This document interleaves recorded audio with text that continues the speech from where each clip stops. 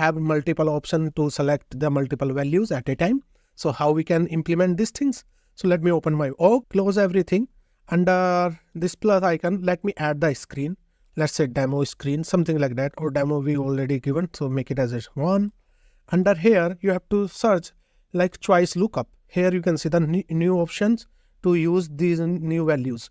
So this option is already there, but this is the enhancement feature. So you can drag it around like that and make it like a sports, something like that. Okay. And now here you have to give the value like choices. So new choices, you can make it, let's say choice, and let's say cricket. Okay. Let me copy this, paste it here in the default one like cricket and the text. Click done. This is the one value, another value. Let's say new choice resource. It's a choice, and let's say football. Okay, so you can make it like choices like that. Click done. This is the football. Let me add another one. Let's say hockey.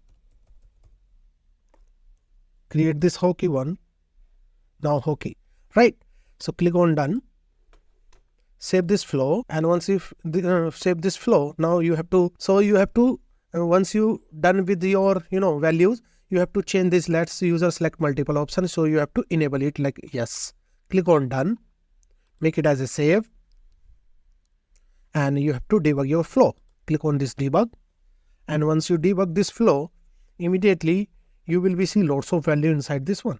So here, this is the first value, second value, and third value. You can see that this. So choice lookup have multiple selection value here one by one. You can make it as a close, and you can select again like that. So you can select multiple value at a time. So this is the new feature. Okay. So guys, please do let me know which feature you like mostly. Okay, in the comment section. So it will be helpful for us. Okay. So let's see the next feature is. So